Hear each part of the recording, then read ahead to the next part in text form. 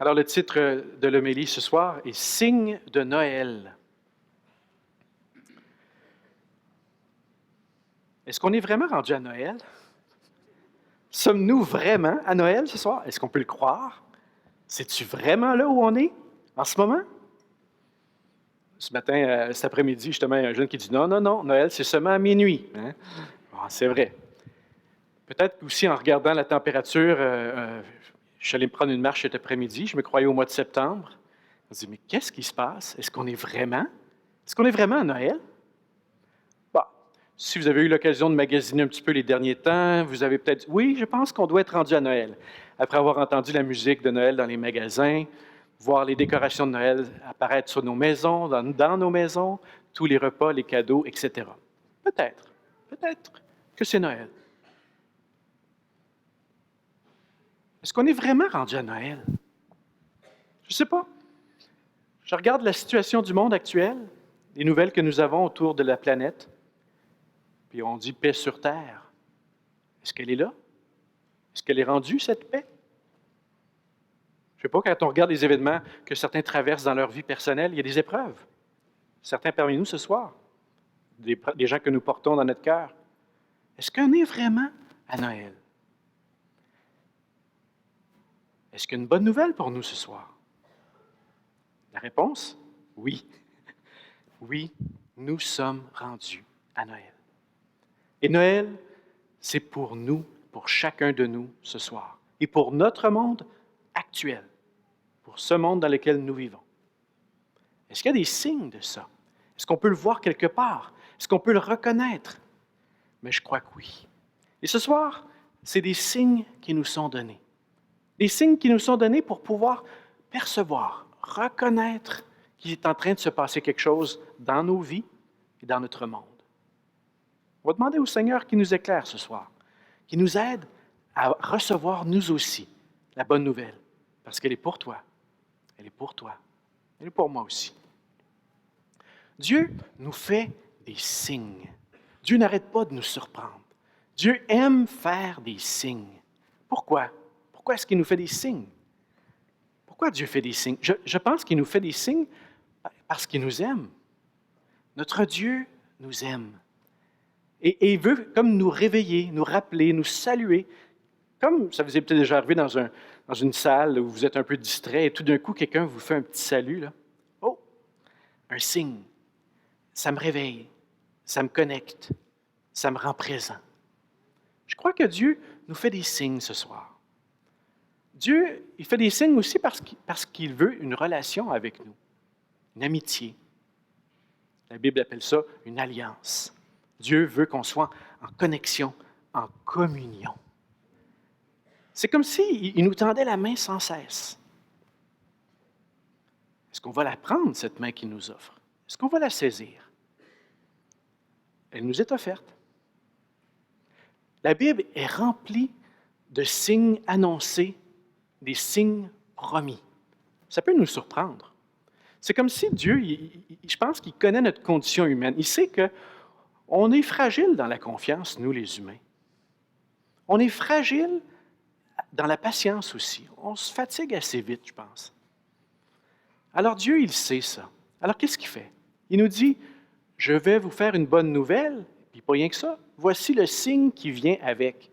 Chaque fois que Dieu fait une bonne nouvelle, une annonce, il y a comme toujours un ajout, et voici le signe que ça va arriver. Comme s'il avait bien compris qu'on a besoin comme d'être encouragé. Moi, je ne pense pas qu'on ne doit pas chercher des signes comme preuve avant de croire. On pourrait avoir l'impression presque de mettre Dieu à l'épreuve. Seigneur, je vais croire en toi si tu me donnes des signes. Il y en a qui cherchent ça, des signes. Par contre, on peut voir les signes comme quelque chose qu'on reçoit lorsqu'on croit déjà. Ça, c'est différent. Dieu nous fait signe parce qu'il est notre ami, qu'il est avec nous. Ce n'est pas pour nous aider à croire, c'est parce qu'on nous faire grandir dans la foi que nous avons déjà. Et ce soir, je pense que Dieu veut nous aider à grandir dans la foi. Dieu nous fait un signe aussi pour qu'on puisse savoir le reconnaître. C'est presque un signe, des fois, là, un code secret. Là. Tu vas me reconnaître si tu vois telle affaire. dans nos vies, j'ai l'impression qu'on a besoin que Dieu nous aide à le reconnaître. Il est où dans ma vie en ce moment, Dieu? Qu'est-ce que tu fais, Seigneur? Je te cherche. Où es-tu? Eh bien, il nous invite ce soir à être attentifs, à le chercher. Tu le cherches? Bien. Continue à chercher. Cherche et tu trouveras. C'est Jésus qui nous dit ça. Il nous donne des signes pour qu'on puisse le reconnaître. Parce qu'on vit quasiment, presque toujours sur le pilote automatique. On est presque toujours dans nos affaires. Je crois qu'on manque beaucoup de choses. Et en vérité, on manque peut-être ce que le plus beau. Si on pouvait être attentif, je ne pense pas qu'on soit capable de l'être. Là. Je connais personne qui est toujours dans la pleine conscience. En connaissez-vous, vous autres, du monde? Hein? J'en connais pas. Okay? Alors, non, à un moment donné, on n'est plus capable. Mais reste qu'on peut-tu être ouvert? On peut-tu se laisser surprendre? Enfin, une dernière raison pourquoi Dieu nous aime et qu'il nous offre des signes, c'est pour nous mettre en marche. Vous voyez comment il agit avec les bergers. Je vous donne un signe, mais il n'est pas ici, il est un petit peu plus loin. Okay? Allez voir là-bas. Je pense que c'est pour nous mettre en marche. Parce que nous aussi, comme les bergers, on est peut-être immobiles dans notre vie aujourd'hui. Peut-être qu'on s'est arrêté un petit peu ces derniers temps. Et si la foi, un soir de Noël, ce n'était pas un petit peu ça? Accepter de se remettre en marche. Dire, je vais aller voir. Tout d'un coup, il y a quelque chose. Tout d'un coup, c'était vrai tout ça. Allons voir. Alors, les signes qui nous sont donnés sont là pour nous ce soir, comme ils l'ont été pour les bergers, comme ils l'ont été pour tant d'autres avant. Dieu nous en offre plusieurs et de manière étonnante. Parce que ça, c'est l'affaire aussi. C'est que Dieu nous fait des signes, mais peut-être pas les signes qu'on prévoit. Le peuple juif attendait depuis des siècles la venue d'un Messie. Puis ils attendaient quelqu'un de puissant qui allait les libérer. On en trouve des traces dans la très belle première lecture qu'on a entendue. Ah, celui qui va venir, hein, il va écraser les bottes des militaires qui nous écrasent. Puis il va mettre le feu à tout ça. On sent bien qu'il y a un désir d'arrêter l'oppression qu'on sent. Et ça, c'est très fort en nous. On voudrait parfois que Dieu agisse avec force, puissance, puis qu'il règle tous nos problèmes. S'il pouvait faire ça. Il aurait même l'insigne sur l'épaule. On n'est pas loin d'un symbole militaire. Là. On veut un Messie puissant. Alors Dieu se plaît à nous surprendre. Qu'est-ce qu'il nous offre ce soir? Il nous offre une crèche. On voudrait un Dieu puissant. Le voici fragile, le plus fragile de tous, un petit bébé nouveau-né. On voudrait un Dieu populaire. On voudrait un Dieu que tout le monde reconnaît. Parce que peut-être que nous aussi, on voudrait être populaires et reconnus. Au lieu de quoi? On a un Dieu incognito. Il n'y avait pas de journaliste de CNN le soir à Bethléem. Hein? Breaking news. Voici la grande nouvelle. Un sauveur nous est né. Non. Il ne se passait rien dans le monde à cette époque-là. Pour la majorité des gens, personne ne le savait. Notre Dieu, il est discret. On aurait voulu un Dieu riche. Hey, y en aurait-tu un Dieu qui a des moyens et qui réglerait tous les enjeux du monde? Au lieu de quoi? Notre Sauveur, il est né dans un endroit de pauvreté misérable, parmi les animaux. C'est ça, notre Seigneur. Eh bien, si on est trop pris par nos idées préconçues, on ne verra pas les signes que Dieu nous envoie.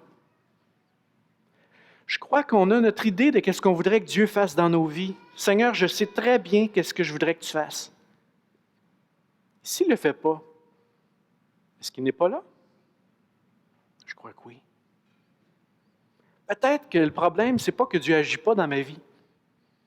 Peut-être le problème, c'est parce que je veux qu'il agisse à ma manière, dans mes schèmes, dans mes idées préconçues.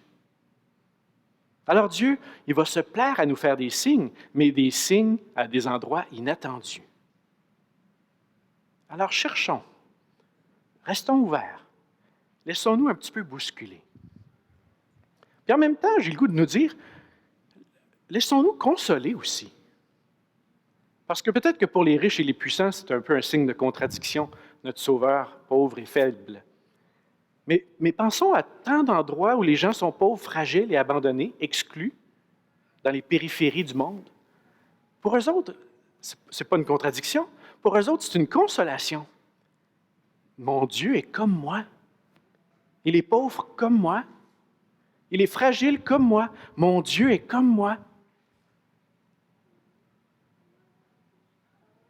Je crois qu'on a chacun de nous une part de notre cœur qui est faible et fragile et qui peut se reconnaître dans la fragilité de Noël. Alors c'est consolant finalement. Dieu ne vient pas régler toutes nos affaires comme un magicien. Il est comme nous. Noël, c'est aussi ça. Alors, oui, Dieu va nous surprendre. On peut imaginer les bergers. Si on était à la place des bergers, un soir, abandonnés, on travaille de nuit, imaginez, ça ne va pas bien nos affaires, hein? Et une nuit froide, sombre. Il n'y avait même pas de pleine lune, peut-être, je ne sais pas. Et là, c'est là qu'il se passe quelque chose. Quand on est dans le plus sombre, c'est là qu'il agit. C'est ce que nous disent les prophètes. Le peuple qui vivait dans les ténèbres a vu se lever une grande lumière. C'est pour nous ce soir, ça. Maintenant, j'aimerais ça qu'on se place à la place de Marie. Marie vient de vivre certainement un des beaux moments de sa vie. Elle vient d'enfanter un fils, c'est Jésus. Et le texte de Luc nous dit qu'est-ce qu'elle fait, Marie? Elle l'a emmailloté et couché dans une mangeoire.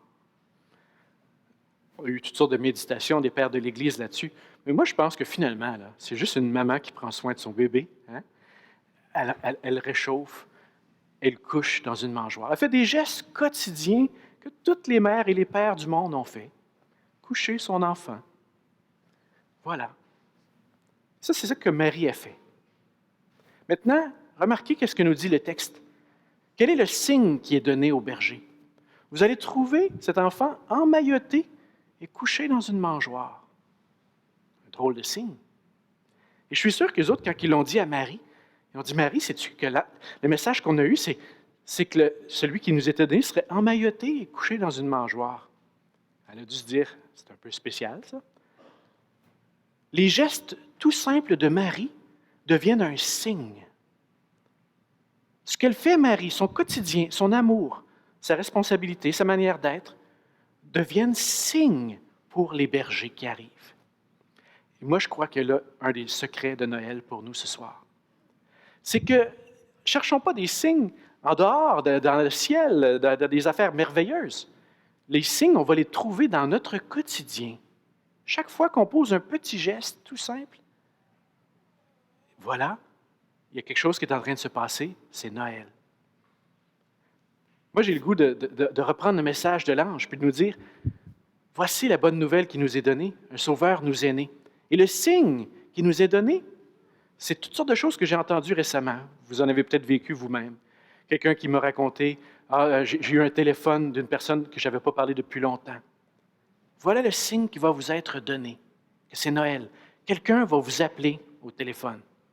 Un autre me disait, sur Facebook, j'ai écrit un message, puis il y a quelqu'un qui est rentré en contact avec moi. C'est ça maintenant, Noël. C'est aussi sur Facebook. Alors, Dieu nous dit quelque chose. La bonne nouvelle, c'est qu'à travers ça, je suis présent. Des gens qui ont partagé, qui ont donné pour les réfugiés qui arrivaient ici au pays. Est-ce que ce n'est pas ça, Noël? Et ce soir, moi, vous autres, vous voyez quelques visages ici en avant, là, mais moi, je vois toute une série de visages ici dans l'Assemblée. Okay?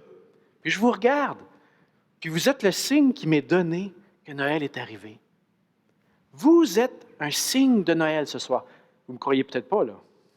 Ouais, toi, tu as l'air en douter. Oh. Regardez les voisins. Okay? Regardez-vous, là. Allez, là. Regardez-vous un peu. Allez, toi aussi. Regardez-vous. Regardez-vous. Regardez-vous. On ne se voit pas. On ne se voit pas. Et c'est ça, Noël, ce soir. Tu ne t'es pas vu comme Dieu te voit. Comme Marie est devenue signe, toi aussi tu es signe. Et il y a une lumière en toi que tu ne soupçonnes pas. Ce soir, si au lieu de chercher de la lumière dans un monde qui en a bien besoin, si on devenait nous-mêmes cette lumière? C'est peut-être ça la bonne nouvelle pour nous ce soir. Toi aussi, tu es appelé à être lumière du monde. Moi, je nous souhaite ce soir qu'on reçoive les signes et qu'on reçoive la bonne nouvelle pour chacun de nous. Un enfant nous est né. J'ai toujours trouvé drôle la phrase. C'est pas un enfant est né. Un enfant nous est né. C'est pour nous. Alors Noël, c'est pour toi. C'est pour toi aussi. Noël, c'est pour toi. Pour chacun de nous. Un fils nous a été donné. Dieu nous offre une grande joie. Une joie qui dépasse ce qu'on peut imaginer. Recevons-la, accueillons-la. Notre monde va être mieux si nous, on est mieux. Notre monde va être moins triste si nous, on est plus joyeux. Il me semble qu'on a bien besoin de Noël ce soir. Que le Seigneur nous donne, comme Marie, comme tant d'autres avant nous, d'accueillir cet enfant qui nous est donné, ce bonheur qui nous est offert. Joyeux Noël.